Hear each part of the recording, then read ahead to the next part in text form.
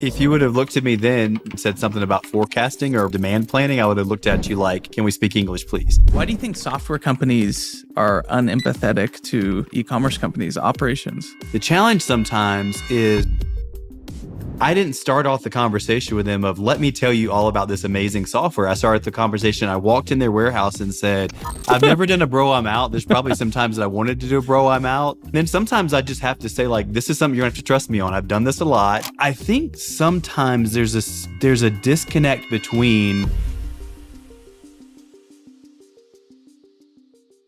John, can you give us your quick background in ops and systems, like where you come from, your early experience? So it's interesting, people assume that I've kind of lived in the software world for, that's how I kind of learned all of this stuff. But really, I did start more on the operational side in a company. I worked for an energy drink company that we were in the place of needing something to help manage the business, and the business was growing more and more. And so we brought something, that profane word that everybody out there's, in this space, if you've heard of it, you're like, I know it's profanity, called EDI. Oh, yeah. Which brought us to the conversation of needing software to help manage it. So, we'll talk a little bit more about EDI a little bit later, because I think that is a driving factor. I see a lot of businesses kind of in this startup space. They start going, operations start moving, things start getting layered and layered with more and more complication. Yeah. They want to go into a big box store, hit EDI, and then now we're off to, it's got a little chaotic, but. Got it. So okay. So you're at an energy drink company. Yep. You guys are doing about $1.5 million in sales. Yep. You're the ops guy, which everybody knows, that quintessential ops guy, that he's just the problem solver. Mm-hmm. So then you, so you needed EDI. Yeah. At that time, you were just managing everything on Google Sheets and spreadsheets, Google Sheets, pieces of paper, Post-it notes, all the things, picking up the phone and calling and saying, hey, when you measured this thing, how much did you put in there? Because we're doing manufacturing also. Mm-hmm. Another piece of complication to add to that conversation is more of the administrative side of the company, marketing, and myself. We were in Virginia, lived in Virginia Beach at the time. Okay.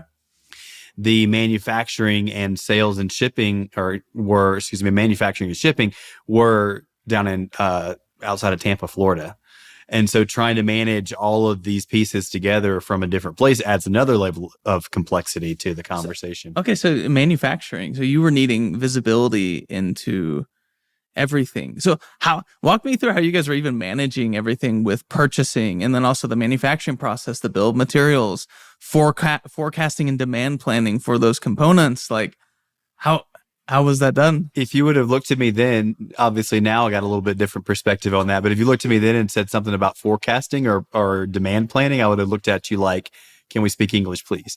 And I think that's honestly where a lot of businesses, here at LedgerGurus is working with companies like this all the time now. I think that's where a lot of businesses are actually at. It's like, I don't know what you're saying to me. You're using words that I have no idea what you mean. You're like, especially with the software space, we're throwing things out there and they're like, I just need to get my orders out on time. I feel like software companies and even service providing companies aren't as empathetic.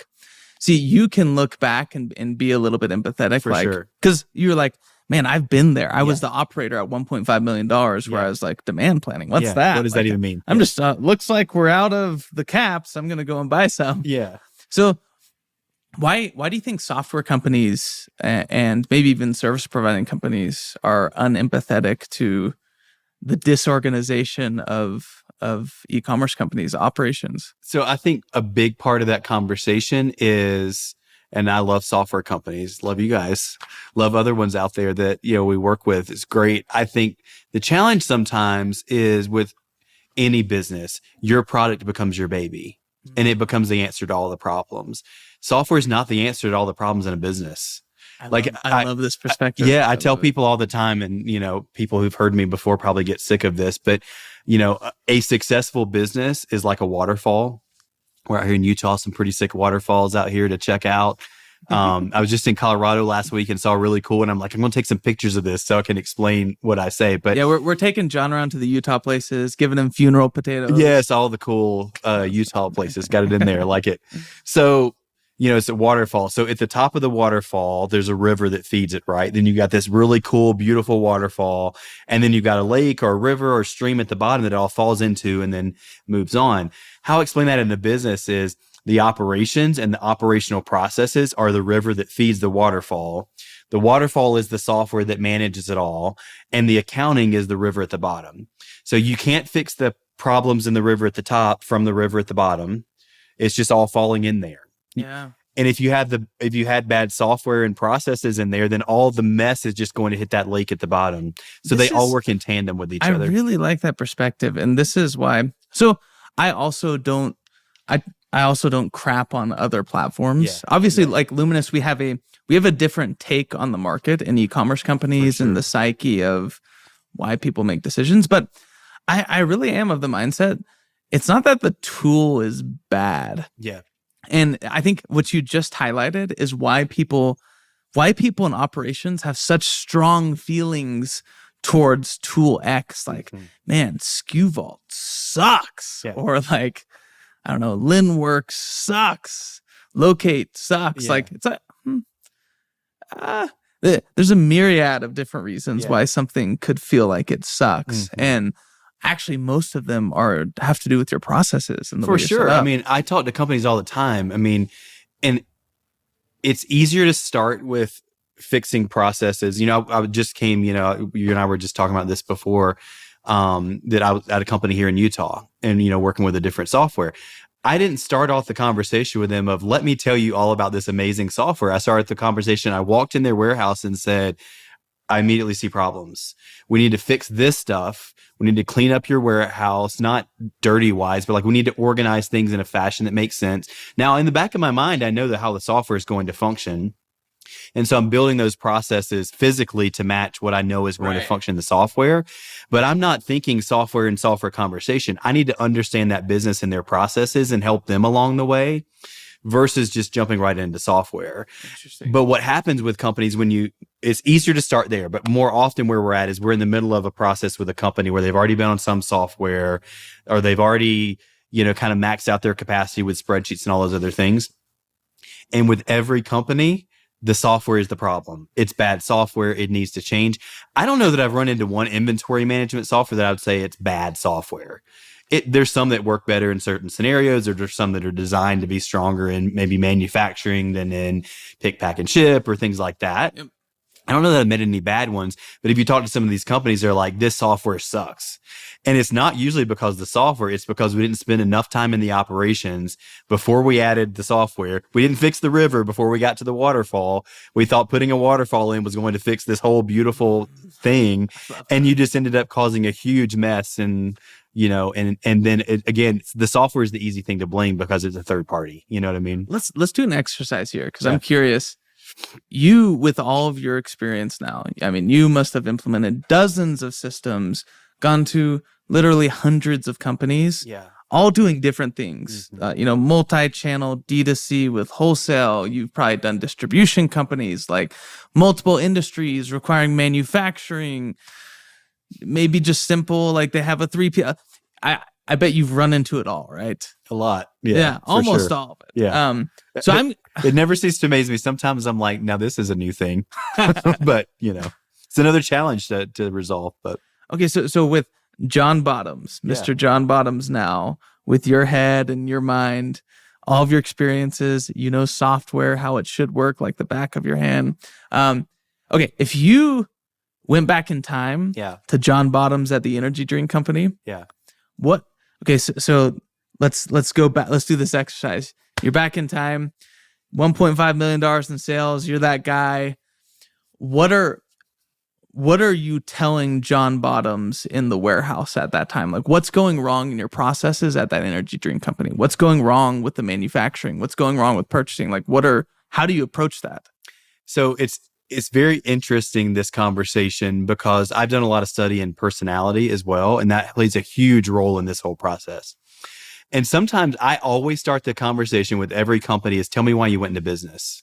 Like, why'd you do this? Like, and what do you want to get out of it? And a lot of times you can pick up personality things that end up showing up as problems or whatever in the business. So one of the things that I would say is, again, one of my personalities is jump in, fix the problem, figure out a solution, and go for it.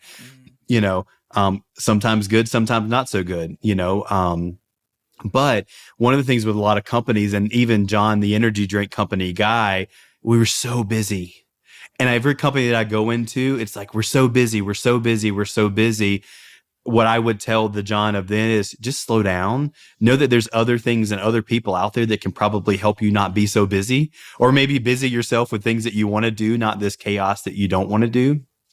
But again, I have the luxury of now working with probably 75-ish companies or more that I can have that perspective. I wouldn't have been able to have that perspective without living through working with so many companies. Yeah, that's been a common thread between all the operators that I talk to. Yeah. They say the same thing. Once they have the perspective, they're like, man, I wish I just would have like poked my head out of the sand. Yeah. Like just bumped it up and kind of looked around like, oh. Yeah, like right. I could have fixed so many more things. Yeah, and things like this are always hard in hindsight to look at. But like again, the company I was with this week here, I don't just go into your warehouse and say, you need to do this, and you need to do this, you need to do that, and then go back to my computer. Right. I'm in there with them. Like we're counting inventory together. We're moving boxes, and that sounds just like Luminous. Yeah, because it's like we got to get the work done, and I will tell you. And then sometimes I just have to say, like, this is something you're gonna have to trust me on. I've done this a lot. Because what happens is we all do this in a different way. You could probably describe ways that you do this yourself. We all get in our own rut and our personality shows up, and then we think this is the only way that I can survive. Versus saying like, maybe there's somebody out there. I was thinking, as I was driving over about you and I texting each other back and forth about the drop ship, or sorry, the 3PL company. Can't think of their name right now, that I texted you that you were talking about. They aggregate API data into one source. Trackstar. Yeah, Trackstar.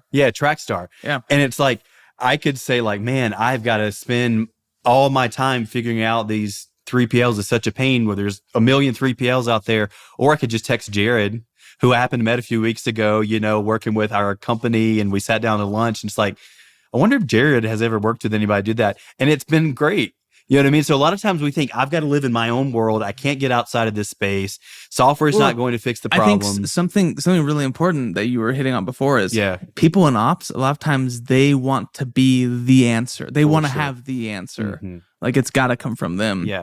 When it's just like, dude, supply chain, inventory, back-end systems are so vast.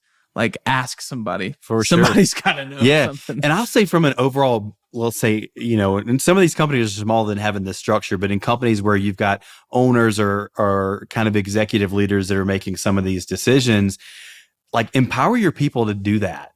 Empower your people to have the space to ask the questions and say, hey, go out and do some research. Find some companies that know how to do this. Like you'll probably have conversations with 4 or 5 softwares that before you'll even realize, okay, now I've got something that I can kind of build a process to understand on. Mm-hmm. That's where we really come in. Like I've worked with so many softwares and so many different companies. I was talking about before being on this panel, where I'm kind of the unique guy with a different perspective, even dressed differently. And, one of the things that I realized there is like, it's like, you got to empower people. You got to let people know like, hey, you have the ability to go out and do this thing. You can do it.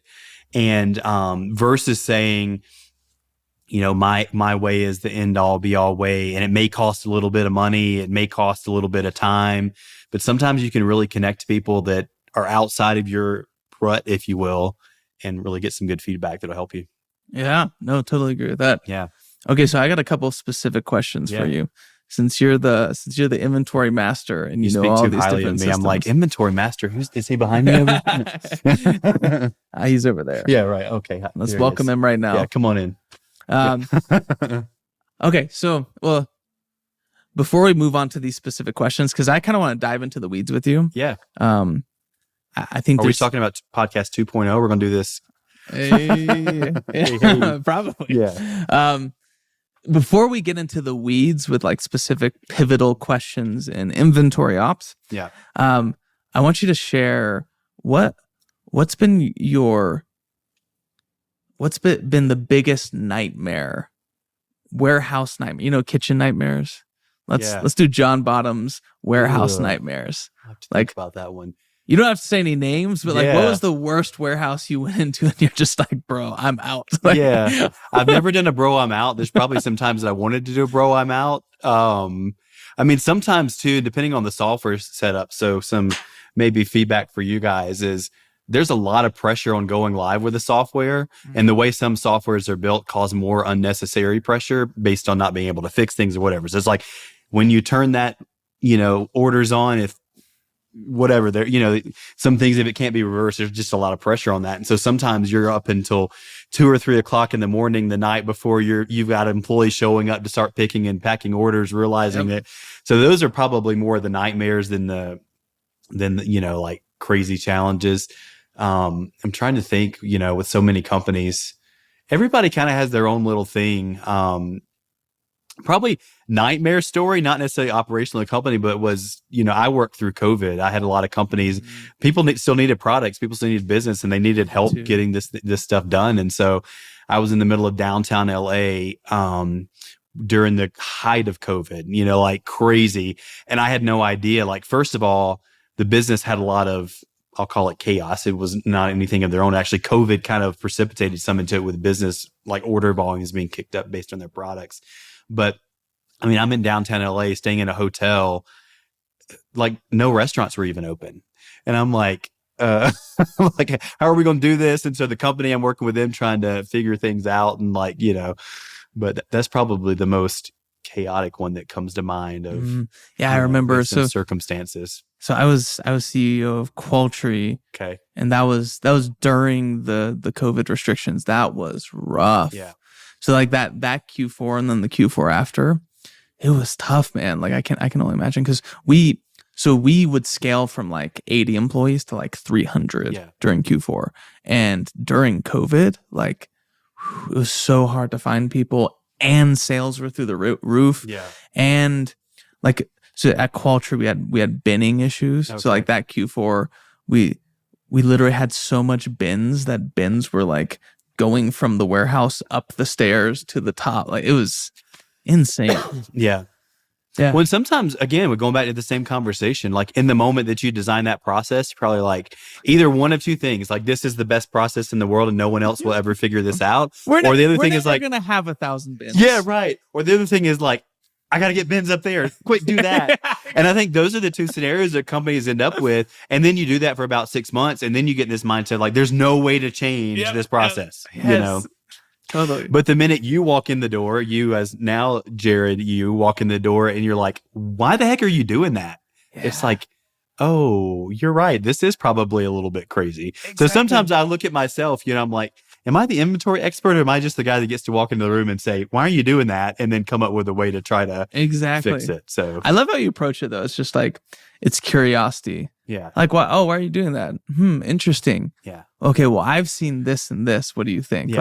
Like, that is such a better way than like, dude, you're a fucking idiot. Yeah, right. Well, you look at some of these companies. I was, again, saying this to last week at this conference that I was at. I worked with a company that the wife looked at me with tears in her eyes and was like, I want this business to end. I'm over it. I want more time with my husband. And if this doesn't change, we're getting a divorce. And I'm walking down, I'm like, oh, I'm the inventory guy. You know what I mean? But how much personality is in that? And what she was really saying is, he needs a better way to pick orders. We need a better way to manage our accounting. We need to be more efficient because my husband is spending more time here and I want him to be in my house with my family. Yeah. So that's the problem. She didn't come to me and say, have you ever heard of Luminous? Do you think that they can help keep my marriage together? You know what I mean? No, I love how you bring this up, because it's not, softwares won't solve your issues. No. I mean, they can solve specific, like you said, there is certain inventory software that is better for specific use cases, but like it's very much the intersection of software and processes. Yeah. Mm-hmm. And that's why people have such strong feelings towards software. Yeah. Like, man, this one sucks. It's because they thought it was supposed to solve their problem and they're disappointed when it didn't. Yeah. And again, I think it goes a lot to, have you fixed your operational processes before you started talking about software? The other piece of it is, did you and whoever you're partnering with to get this done, like see the whole thing to the end? Yep. Because a lot of times what happens is you're live on the software, have a great day, see you later. And the companies don't feel like they have someone they can lean on and they have something pops up. They do their best with all honesty. And then it just becomes this snowball that we fixed over here just starts snowballing again. And then again, it's the software that's the problem. It's not the operations. So I think, again, a big part of it is you got to spend time in the beginning in the operations, keep the operations in mind when the software is being implemented and being operated in, but then also keep that conversation going. Like, hey, we're wanting to launch a new store. We're now getting into EDI. Like, how can Luminous help me with that? We implemented Luminous. Like, does this keep us off the software? Can this, and because people they don't know the answer to these questions that you and I deal with every day. They're trying to figure out how to get their orders out on time. Exactly. And which goes to the ad hoc nature of operators. Like they're just trying to get stuff out. They're just trying to get sales. That's it. Which is totally understandable. Okay, now let's pivot the conversation. Let's go to so at Luminous, I have my theories on the market and why a specific inventory system like hasn't taken off and it's going head to head with NetSuite. But so you want me to give my opinion on all the softwares I work with? No, just kidding. Maybe that's a 2.0. What I'm actually more curious about is I've kind of bucketed critical decisions or like complexities. It's like crossroads in ops where people make very pivotal decisions that they don't even really understand are pivotal. And I want to get your opinion on some of these. Okay, so number one. I am a direct-to-consumer brand. I do in-house fulfillment, so I'm doing my own fulfillment, my own purchasing. I've got my own warehouse. I have maybe one or two pickers. That's it, and they're both pickers. They pack and they ship. I'm using ShipStation. All of a sudden, in order to start increasing visibility, I have a choice. I have pallet racking coming in, and now we have the choices in front of us. We're keeping track of inventory on a spreadsheet, but it's the choice of inventory by warehouse or inventory by bin. And so I see that's such a pivotal decision for warehouses. What are some things, in your opinion, that this type of company should think of? Like, should I do inventory by warehouse? So in other words, should I just keep track of my on-hand by product in warehouse 1, right? And then I just purchase based on that. And it just deducts when something gets shipped. Or should I do inventory by bin? What are some things that people typically don't think of with that decision right there? So one of the things I talk about, one of the softwares that we work with is worldwide. They have actually a bigger presence outside of the U.S. than they currently have in the U.S., and they're growing more. And one of the conversations I've had with them a lot is about U.S. e-commerce looks different than it does anywhere else in the world. Amazon has completely changed the way that consumers look at, e-commerce. And what's the name of the game with Amazon? If you get on your computer right now and order something on Amazon because we want, go hiking later, I need some hiking boots. I want those hiking boots to my house by the time I drive to the top of the hill to get to the house in an hour. I expect that from Amazon because they're Amazon. So not only have we built this expectation with Amazon, but that same expectation that Amazon has so well by building their whole logistics network been able to deliver on, I now expect that from every company that I order anything online from. Right. So the name of the game in the e-commerce operation space is get the orders out. From the minute the order comes in, you've got to immediately be getting it out. It needs to happen within hours, not within days. And if you start having it happen within days, you've now got customer service problems. Your brand identity and your brand perception is 100% tied to your ability to get stuff out fast. Yep, 100%.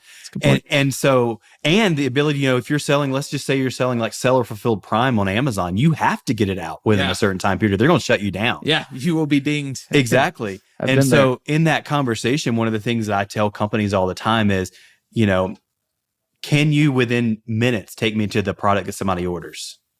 And if the answer to that question is no, then you need bin locations. And if you're going to grow to have more and more SKUs, more and more products that you're going to have, you need to be able to get the inventory just like this.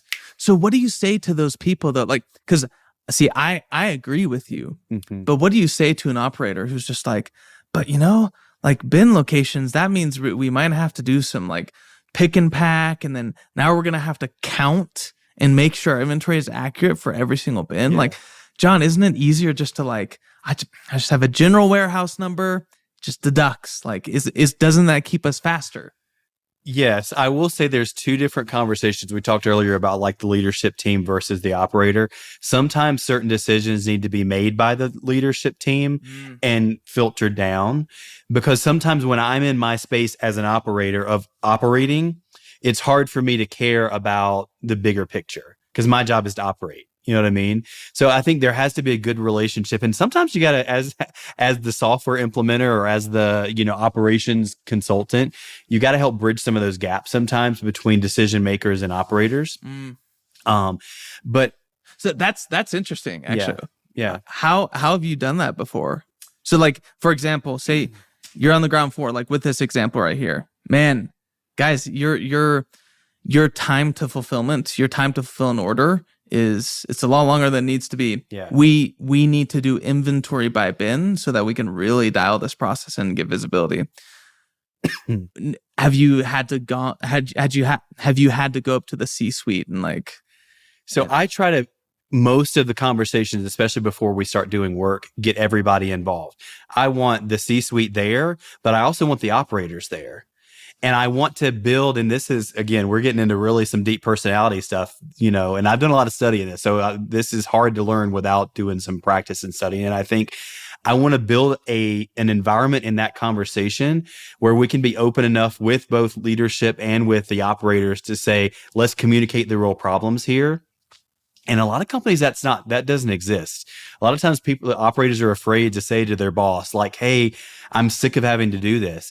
I try to facilitate a conversation where everybody can say, it pisses me off that this thing happens, even though you're nailing something, because at least in my experience, that's something I've always heard. Yeah. I'm dealing with an operator. I'm meeting with him and we're trying to change a process. Number one thing out of his mouth. Yeah.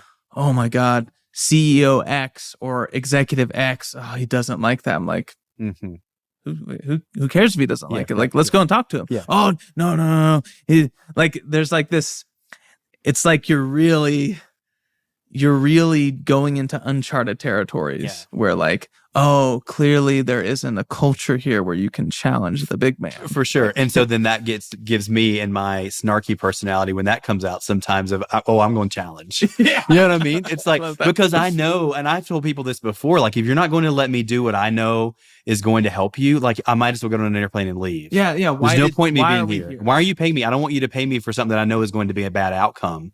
And I get really engaged in the companies because, contrary to, maybe what people out there might think, I don't care about the software that much. I care about the software because the software is going to help us fix operational things. It's going to make it scalable, and it's going to actually digitize and we're going to solve the problems, and we're going to think through it, and we're going to maybe even fix some of this bad conversation stuff that we didn't even know existed within the our culture stuff that we didn't know existed in the company until we started digging into some of the operational stuff. And so the software then helps us manage all that. And so what's really fun is working with these companies and helping to do that. You know what I mean? Yeah. So. Okay. Oh, that's interesting. Love that. Yeah. Okay. Here's another inventory question. All right. So I'll give you a profile real fast. Okay. All right. So this is a company who their first 3 years in business, it's been all D2C. Maybe they've done some Amazon. Warehouse is decently dialed. Like, they do inventory by bin. They have basic pick and pack. Inventory is relatively accurate. They now have the choice where, like, we can start doing specialty wholesale. So they have like a bunch of retailers around who are like, they've all committed to buy 100 units. And they're like, man, so it's not EDI, not that profane word. Okay. Just like specialty wholesale. Yeah. How do you merge wholesale inventory and sales into your D2C? Yeah. And how do you merge that into your operations? Because it's, again, like two different beasts. The forecasting of wholesale, how you Sales handle of it. inventory, Yeah. how you handle shipping. How would you recommend to clients who are just starting to go wholesale? What are some things that they're probably not thinking of? One thing I'd start with is more isn't always better. and complex isn't always better. More complexity isn't always better. I think generally what I see a lot of startup e-commerce businesses do is just add more and more and more and more layers. So it's like, these people over here doing wholesale, I need to do wholesale. These people over here doing Amazon, I need to do Amazon. These people over here are doing, they're using Fair. These people over here over here started subscription. We need to start subscription. It's like, and before you know it, you are a complex, super complex. And that's how you have to spend a lot of money, a lot of time kind of rewinding from that. Yeah. And figuring out like, how do we get this thing back on the road? So I would say like, take a pause. When you get an idea of something like that, take a pause, maybe bring some team around you to say like, hey, is this a really good idea before you jump into it? Going into your scenario though, some of the things that, let's say we've taken that pause and we figured out, yeah, we can do it. Having the right software to manage these complex pieces is really important. For example, you're probably not going to have the same price on Amazon that you're going to have to a wholesaler, wholesale company. How do you manage that? How do you decide what that price is? Payment terms too. And again, like I spend a lot of time with companies saying, let's look at the data. Amazon is a good place where a lot of times people, if they're not careful, can really lose money because they don't have the data to look and see with the delivery fees and with the, complexities of getting it to Amazon and labeling and all the things that go into the Amazon space. You're actually losing money every time you sell this product, but they don't have the knowledge to be able to put those data pieces together. So I think the processes and the software for sure to actually give that visibility. And again, I think if there's a theme that we're hitting, it's operational processes, the right software. Yep. You know what I mean? And I think that's the biggest piece with this wholesale company that you're talking about. Do you have the processes and know that you can do this and what's your strategy behind it? And then do you have the software that can manage the process on the back end? Mm-hmm. And don't just jump in. Yes. Don't just say to, Macy's, yes, Macy's is interested. That's great. That's really exciting. Take that pause and say like, how am I going to manage this? When they give me the order for 500,000 units, because they want to send it to all their places. Otherwise, you'll be coming to Luminous or LedgerGurus 3 months later, and you're just How about Luminous and LedgerGurus? How about that? Yeah, is that there good? we go. Yeah. Oh, there we go. Yeah, we go. No, you will be coming to us a couple months later where you're just like, man, like ripping your hair out. Like everything was so easy, but we're doing this QuickBooks invoice and it's not aggregating with my direct consumer inventory. And you're like, well, yeah, no, duh, because you're invoicing on QuickBooks and it's not pushing to your OMS. Like, and it really is like stopping and pausing. Like, okay, direct consumer is way different than wholesale. Mm-hmm. I need to have like a customer database, pricing. Yeah. How am I going to invoice this? How's that good? And this is another thing, like most e-commerce companies, they'll invoice first rather than like doing a sales order first. Yeah. So it's because you know why? Because that's how QuickBooks built the process. Yep. You know what I mean? So it's like, again, I think sometimes they prioritize the collection of revenue first. Yeah. I don't even know if it's that so much. There's probably some of that. I also think that it's like, I was doing the best I knew how to do. I jumped into QuickBooks because that was easy. I went online and said, here it is. And that's probably more on. It's like, this is how I create an invoice in a software I already use. Yeah. Like, if I had to summarize probably every company I've ever worked with, it would be, I was just doing the best thing I knew how. I didn't have anybody that, could walk in and say, did you know that there's software out there that'll do that for you and save you 3 hours? Or whatever the thing is. I'm just trying to get by, All right. Couple questions because we are running a little bit low on time. Yeah. What is your take? How familiar are you with, for example, if I say Atlassian or HubSpot, these companies? I know HubSpot. I don't know the other one you mentioned. So HubSpot was a big disruptor to Salesforce. Yeah. They're basically CRM. Yeah. For sales enablement for SMBs. Yeah. Atlassian, that's more like product management side. So like I deal with them a lot on Luminous. Okay. So like managing developer sprints and product management and how do you build things out. Mm-hmm. So they really disrupted the market for small and medium sized businesses, like software businesses. And I personally, I'm still waiting for that disruptor. Right now, my perspective of what I see in the inventory, supply chain, purchasing, like back end for the modern e-commerce business, everybody thinks that you have to go to NetSuite or Sage or Dynamics 365 or, big, massive Complicated, ERP. Why do you think nobody's totally emerged and grabbed market share like Atlassian or HubSpot have in their respective industries? It's a good question. I think part of the big software conversation is obviously the bigger the software, the bigger the marketing budget. You know what I mean? And so when people think of the ERP inventory management space, somebody like NetSuite comes to mind because what pops up first because they have a bigger marketing budget. You know what I mean? Just outspend you. Yeah, right. I think that's a big piece why they are more well known.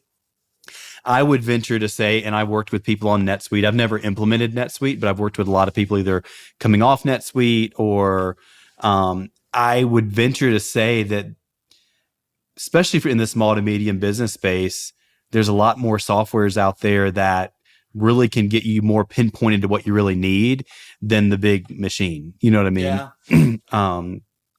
But I think sometimes there's a disconnect between, and again, if we go back to this conversation, operational processes and software, there's a disconnect between the warehouse and the software developer. Like, I've said this to a company recently that we work with. I said, we need to get you in the warehouse because you're arguing with me about a point that if you saw this, you would stop this argument. Like, because this is not how people do business. It's great in the software world. Yeah. It's great, like that you spent 3 months developing this technology and it's really cool in theory. It will not work in everyday practice. So I think if there were a software out there who would say, like, I'm going to prioritize the customer and how they do things first, and probably, I don't want to disparage softwares by saying they don't value their customers by any means. I'm not saying that. What I'm saying is, like, the actual things that they're struggling with and seeing it. I feel like it also goes back to what you're saying at the beginning, which is software companies, and it comes out in marketing. Yeah. It comes out in their marketing, like best WMS, best OMS. Yeah.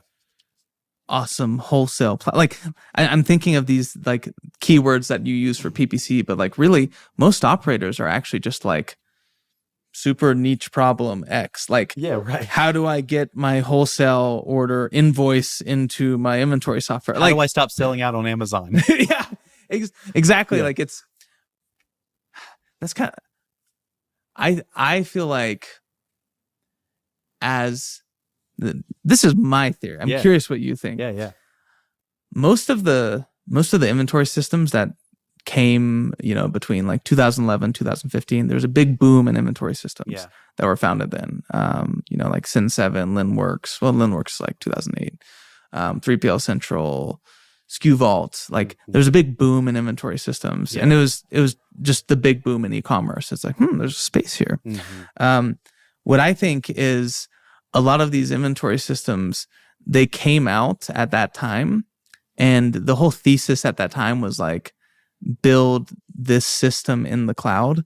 I personally believe that they all tried to kind of just rebuild NetSuite in the cloud without their own take on the market. Like, but why are you rebuilding NetSuite? Yeah. Like, and I think what you're hitting at is the why. Yeah. Like, operators, e-commerce operators, they don't know what WMS, IMS, EDI. They don't know all e-commerce the forms. fulfillment. They're like, what does that even mean? And I've seen you go out and look at softwares, and one of their big selling points is multi-channel e-commerce fulfillment. And if you go to the warehouse I was at yesterday, they're going to say, "Excuse me, what do you mean?"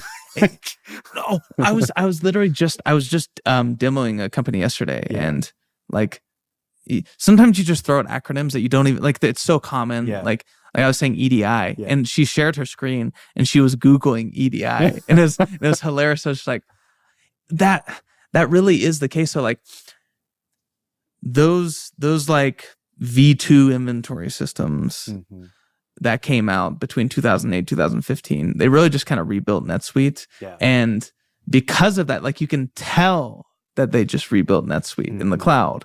And I think somebody who's going to challenge the status quo is exactly like you're saying, is challenging. They're building a system for operators. Like that perspective in the warehouse. Yeah, one of the things we talked about Locate earlier. it's kind of where I got my start into this space. And one of the things that I really appreciated about Locate and their perspective is they started their company. They were consultants on, another software. And they learned all of these places where the software didn't do exactly right. And they said, we want to fix the things for our customers that we've been fixing on the back end to make this work for the customer. We want to build a software that fixes the things for the customers. So they were really deep into how do their customers work? How do they function? How do their operations work? What are their processes? And then built software to kind of manage that. Well, it's because like NetSuite was built. I say NetSuite. Yeah. I mean, I can't stand NetSuite. We're going after them. Yeah, right. Yeah. So you can stay. You can stay. Stay neutral. Stay neutral on this one, but I can't stand them. Yeah.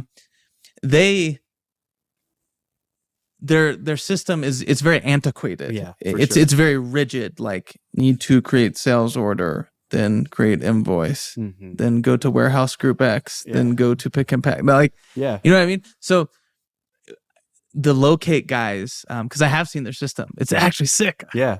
I don't understand why they sold their business. Like, we won't talk about that. Yeah. It was, they had a sick platform sure. that sunset and left a lot of people because it was such a sick platform. I was like, no. Yeah. So I feel like what they were getting at was like the things they had to fix it was where the intersection of the new e-commerce processes were not aligning with the rigid, antiquated, clunky systems. Yeah. Like e-commerce companies don't necessarily do it that way. So they built things a little bit more flexible. You still have to be rigid to keep processes, but well, and I think the other piece with a NetSuite or an SAP or these big legacy platforms, a lot of times it's a huge stretch financially for a company to even make that decision. And I feel like a lot of softwares have said, if our customer is X, we need to live in the world that our customer lives in and not say, customer, come to my world. And I think if you can learn to do that, and you got to balance the both. I mean, you got to be a successful company as well. You got to be able to keep the lights on and pay your employees, and hopefully make some money along the way. I mean, we're all in it to do the same thing, but if you tell all the customers, you've got to come to my world and you've got to spend a little more than your budget or a lot more than your budget in order to be successful, people are going to do it, but they can't sustain that, you know? And I honestly think, we could have a whole podcast episode on this topic. One of the biggest pieces in picking the right software is, can the company manage it? Yes. And what I've seen from a lot of people on NetSuite, for example, is it's just too complicated. Because I'm the operator, I just got to get my orders out on time. Exactly. You gave me this big thing. Yeah. So in Luminous terminology, we say friction. Like it adds too much friction. Yeah. And so like one thing that NetSuite implementations or e-commerce companies implementing NetSuite, it's notorious for is they don't understand the financial burden. For sure. Where like you might have a CFO come in and be like, oh, I want to implement NetSuite, but they're not okay, being able to totally get off of QuickBooks and go to NetSuite for financials, you probably have to hire like 2 or 3 full-time people now. Yeah, right. At minimum. Whereas at least on QuickBooks, you could do that with one person part-time. For sure. Or partner with somebody like LedgerGurus and we'll take care of it all for you. Exactly. Seriously. No, that really is the case. And then also with people underestimating, like, oh yeah, we really need to dial in our warehouse for scale. But like, okay, well, you do realize what used to be maybe like a 3-step process now just went to like 7 to keep everything updated. Yeah. And the reason people are probably coming to conversation, we talked about this earlier, the number one thing I hear, I'm just too busy. So don't take their processes and their functionality that's supposed to make them less busy and make it more complicated and more busy. And that's what ends up happening is you've got to make it more complicated and busy to work in the big platform versus saying, let's simplify things and make it easier for you to do your job. Because that's what they're looking for anyway. They're not coming to you wanting more complexity, Something that I think is so ripe right now, which we've talked a little bit about this before, but so Luminous we're gonna be building our own OMS. Oh, sweet.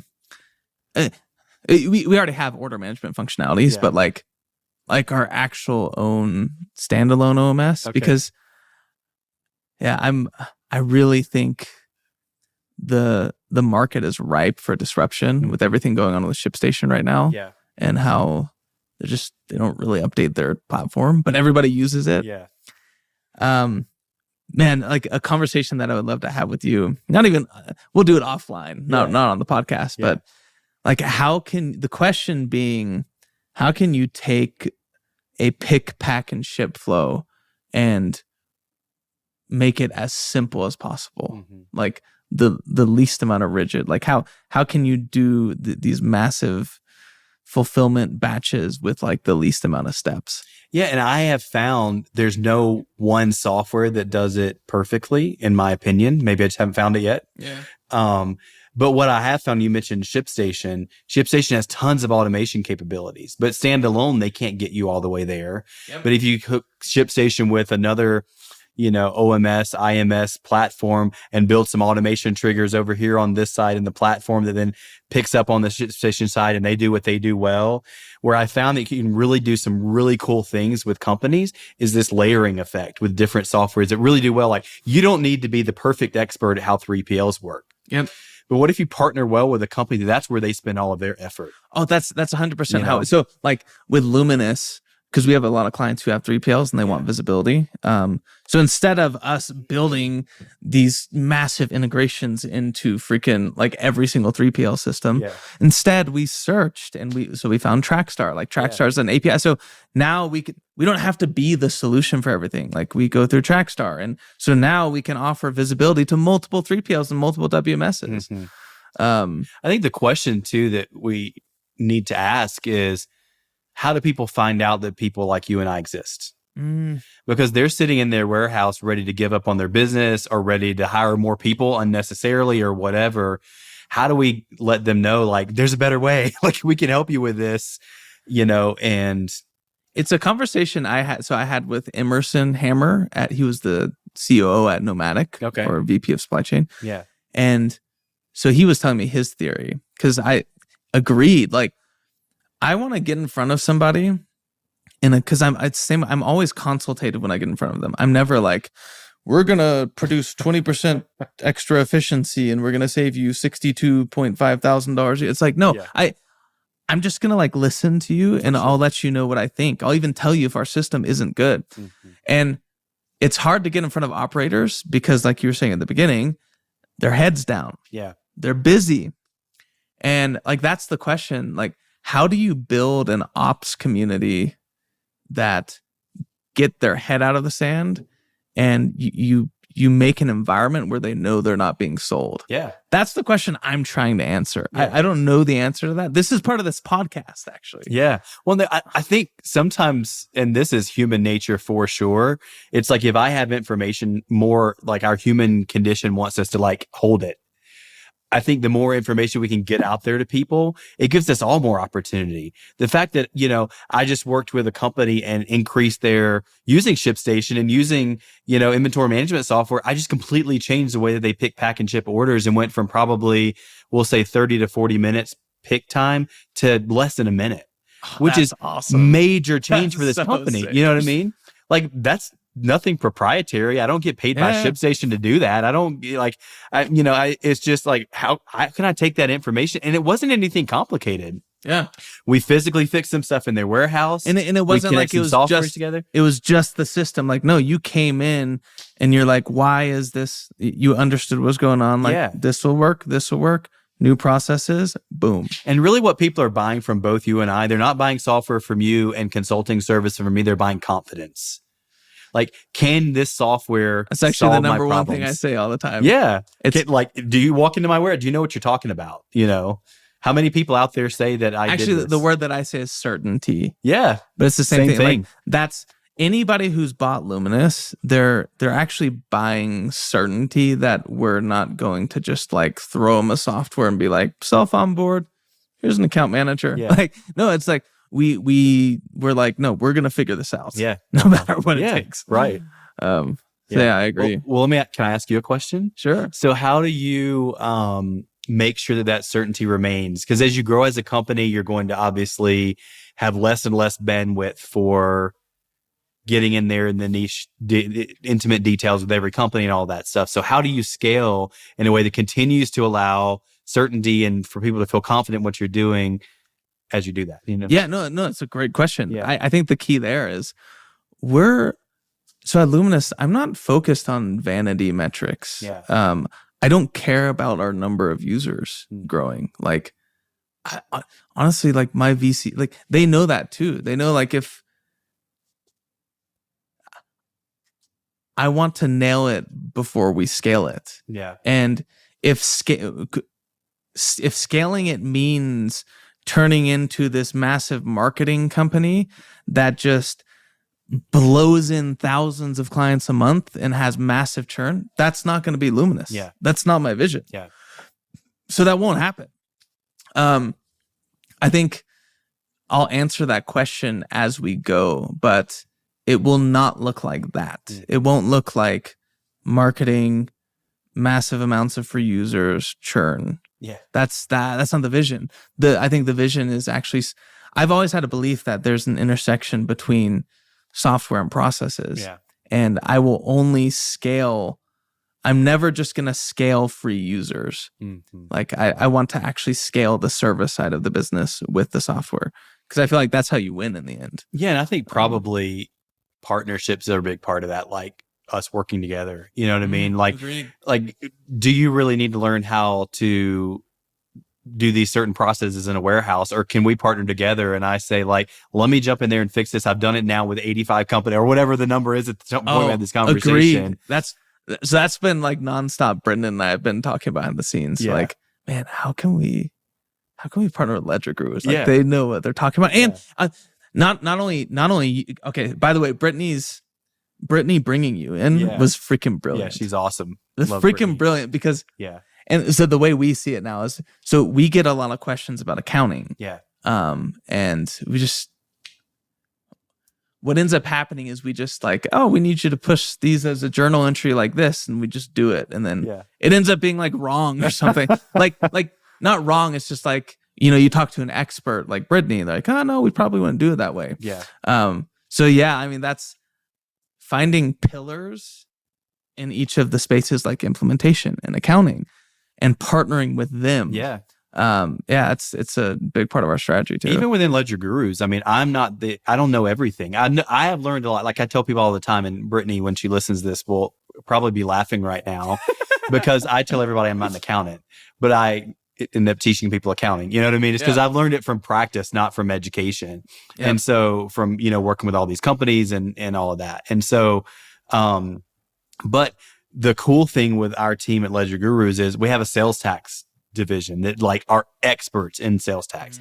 We have, client accounting services that are experts in how to set up your chart of accounts and how to build these processes around your accounting to get you. We have experts in having the conversation with you to know what you should do based on looking at your financial numbers.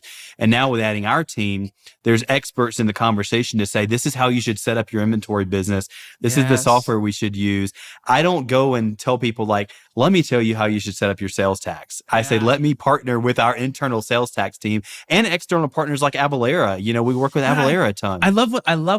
That's why I think I'm so drawn to LedgerGurus and Brittany, was just because I could sense you guys, like very much like us, you're driven by what works for the client, and it doesn't have to be you with everything. Like it's like you just want things to work. Because same thing with Luminous, we know at the end of the day, what's going to bring value and stickiness to the software is just that things are working. Like, and that things you are care, going well. that you care about the outcome for the customer. You know what I mean? Brittany and I, we were on a conversation last night about a customer, and we were talking about how excited we were that we were able to create this change around their accounting processes and their inventory and all of this stuff. We're not talking about the financials of the deal and how we built. Nobody cares about that. I mean, we care because we got to keep the lights on. Right. But, like with Stephen and Brittany, we're often having conversations around, this is really cool what we get to do. We get to change. I mean, even with you guys, you get to change the trajectory of a business. Somebody might be out of business next month because they started EDI and got in over their head. Exactly. You know what I mean?